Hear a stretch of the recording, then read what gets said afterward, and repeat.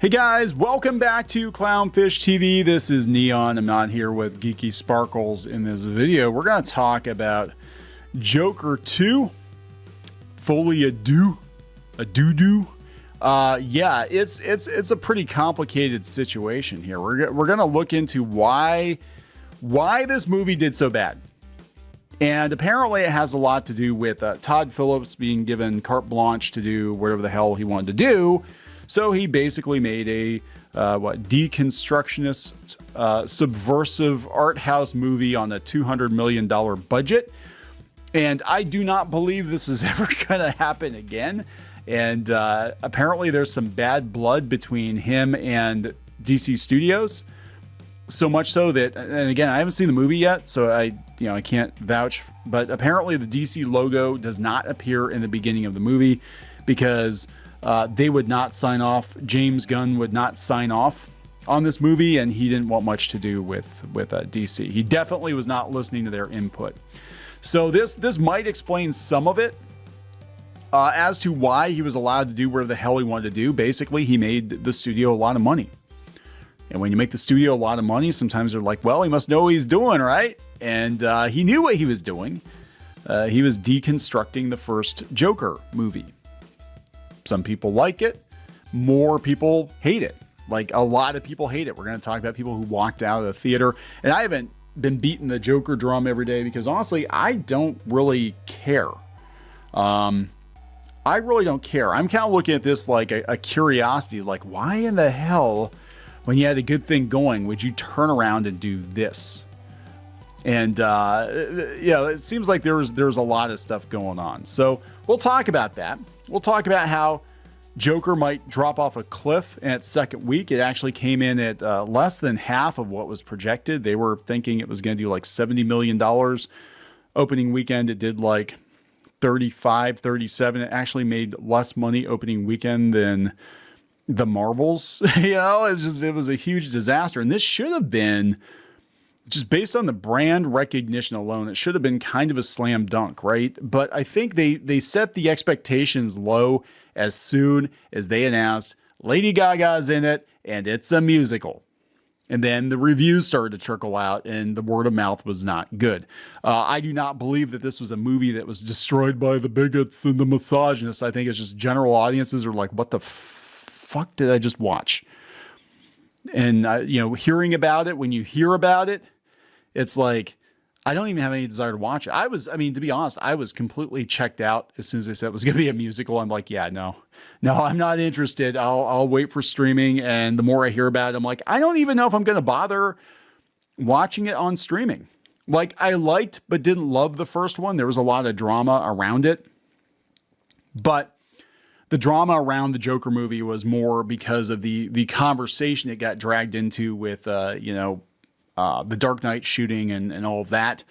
And a lot of people wanting to stick it to the left by buying tickets multiple times to go see the movie. And I'm not saying the movie is bad at all. It was good. It was good the first time. It was called Taxi Driver. But it was okay. It was very much a period piece. It was an interesting piece of cinema. It was a very kind of avant-garde take on a superhero franchise, even though it wasn't a superhero movie at all. A lot of people watched it that normally wouldn't have watched this movie, right? And they admit that. They're like, there's no way this movie would have made $1 billion if it was just, Joaquin Phoenix having a midlife mental crisis or something, off his meds. Joaquin Phoenix is off his meds. If they just called it Off His Meds, nobody would go see it. But they call it Joker. And, Joker, and we've got Harley Quinn. People have expectations for this movie, and it did not meet those expectations. So let's talk about this. Before we get into it any further, please subscribe for more pop culture news, views, and rants. Go out to clownfish-com. Check out our new merch. Join the club, the community. Yeah, so you have to join to access, but we got some more podcasts coming today. We're going to talk about all this stuff. And let's look at the box office first, and then we're going to talk about what the hell went wrong with the Joker. IndieWire says it could get worse. Joker, Folie, Deux could I just like saying that. Could set the box office record for a second weekend drop. It might be kind to let the disaster called Joker Folie Deux rest in peace, but the reality is the film is only in its 5th day of release. And as weekend 2 grows closer, it's possible it could fall as low as number 3 and set an all-time record for the second weekend drop for a major release. Usually, I think the record was like 70% or something. After Thursday previews came in at just over half of what Joker saw in 2019, the bottom fell out. The studio's own weekend estimate slipped to $40 million, which proved optimistic. The actual was $37.8 million. That's a 6% miss. It's rare for an estimate to be more than 3% off. The Flash was off too. They kept telling everybody the Flash was going to be this huge hit, and it was a massive misfire opening weekend, but it cost like $300 million or some ridiculous amount of money. Monday grossed $1.8 million, less than 5% of the opening weekend total, when 8% would be the norm. Ouch. The worst case scenario would be both its rank this upcoming weekend and a historically bad second weekend drop.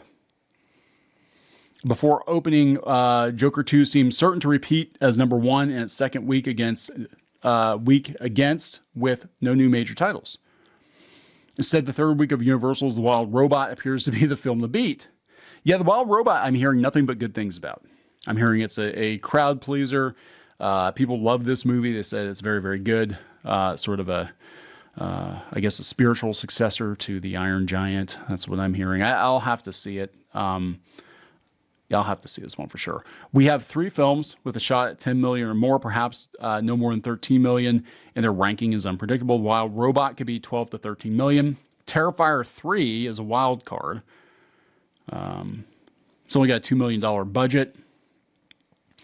If Folie drops 70% to 11.3 million, that would be bad, but not historically bad. Last year's The Marvels opened to 46 million before falling 78% in its second weekend for 10.1 million. A similar drop for Folie would put it at $8.3 million. Even 78% would not be the record for a second weekend drop. For films that opened over 20 million, that record is currently held by Friday the 13th. That'd be the remake, right? Yeah, which dropped 80% in 2009 and Halloween in 2022. It was also streaming on Peacock at that time. For Joker 2 to exceed either film, it would have to gross under 7.5 million. That may be less likely since it has continued to play on most premium screens, but not impossible. Other films playing this week: holdover Beetlejuice, which is actually out on streaming right now. We pre-ordered it on streaming, and it came out, I think, yesterday. So wouldn't it be wild if Beetlejuice actually made more money in like its 4th or 5th week than Joker 2 did? Saturday night, Piece by Piece, The Apprentice, which might actually pick up because of the election. My Hero Academia, You're Next, we're all expected to do less than 7.5 million. So all told, Folie looks on track with the US, Canada total around 70 million and around 200 million worldwide. It cost the studio upward of 300 million in production and marketing costs. Yeah, they actually did promote this one pretty heavily. So Joker 2 viewers, this is yesterday. Joker 2 viewers are demanding refunds as film causes mass walkouts. It's been called the worst film of the year. People are walking out of the theater. Like, knowing what... See, this is what I'm saying. Like, I'm not even going to go. I'm not even going to bother. And I was... Again, I was already out as soon as they said musical. Lady Gaga musical, I was out. No interest in seeing this movie. None whatsoever. It's been one of the most talked about films of 2024 for all the right and wrong reasons, causing a huge divide among audiences upon its release. The film debuted to 59% on Rotten Tomatoes, but reportedly got an 11-minute standing ovation at the Venice Film Festival. That doesn't really mean much anymore, does it? Actually, I think I'm probably going to go see Megalopolis. If it's still in theaters, I might go see it. I can't do it this weekend, but I might go see it next weekend. We have to go to a theater that's kind of out of our way because they show art house movies. In Megalopolis, the like $200 million, $150 million movie or whatever that's like an all A-list cast is somehow an art house movie. I have to like go out of my way to go find a theater to go see it at, but I'll probably see that before Joker 2.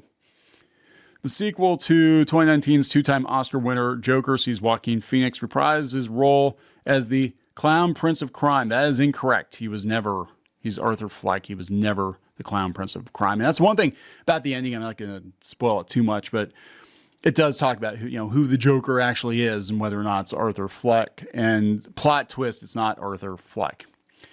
And that's not surprising at all. Because I watched the first movie. I'm like, yeah, it was an okay movie. He's not the Joker. I mean, he's not the Joker. He might be a Joker, but he's definitely not the Joker. This guy doesn't have what it takes to be the Joker. He's not smart enough to be the Joker.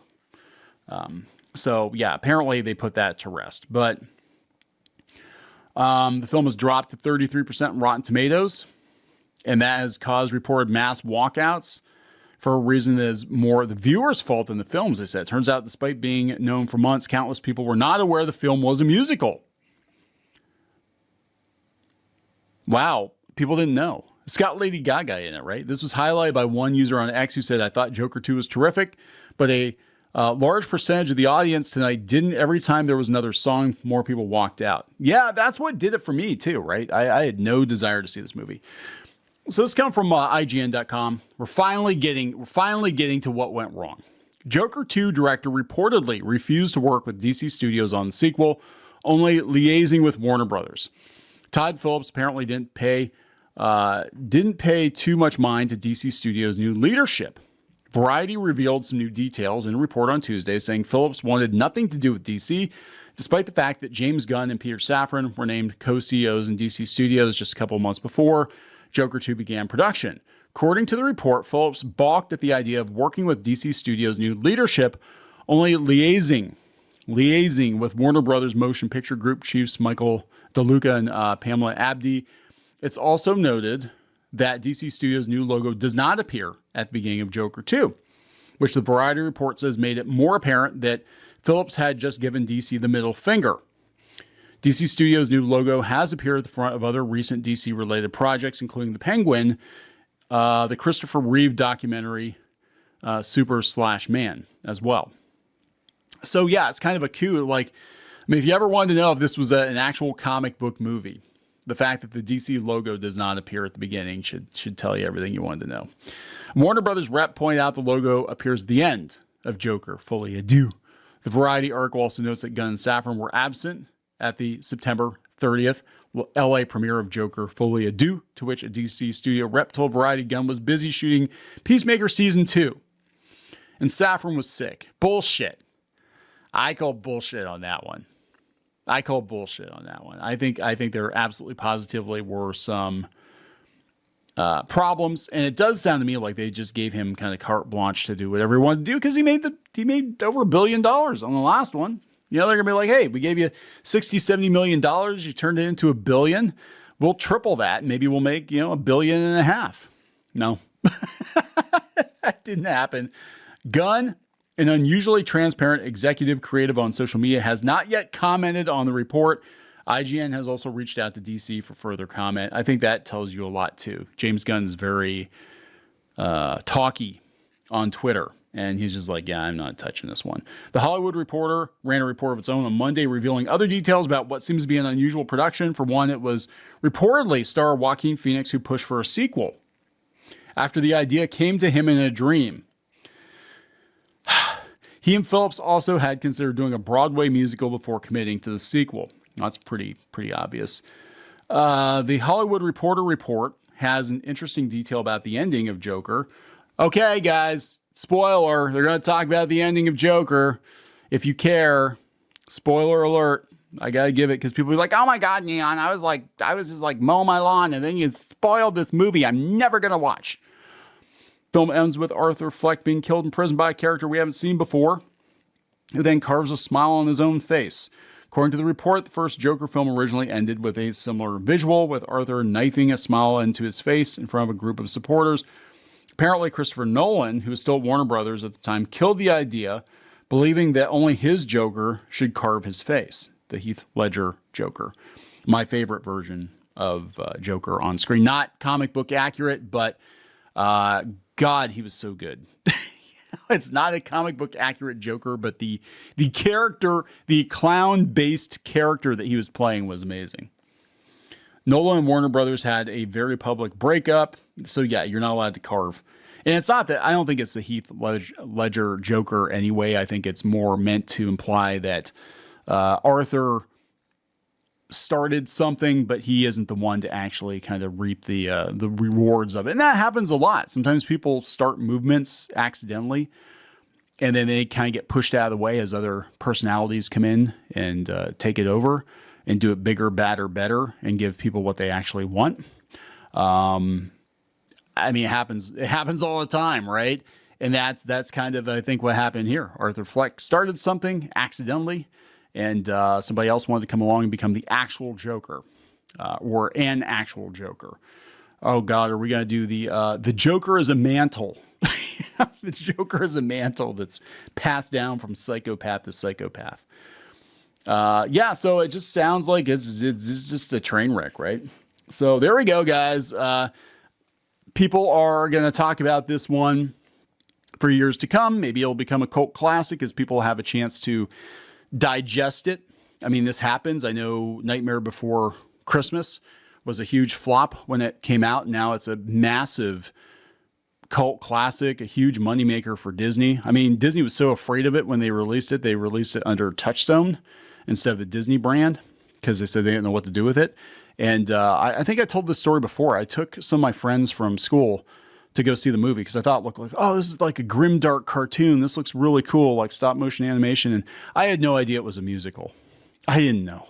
I was just like, this looks really cool. And I was into, like, at that time we had like Liquid Television stuff on MTV, and I was really into like independent animation. I go Blockbuster and, like rent Bill Plimpton VHS tapes and stuff. And that's kind of stuff I was into. I was like, man, this looks really quirky and weird.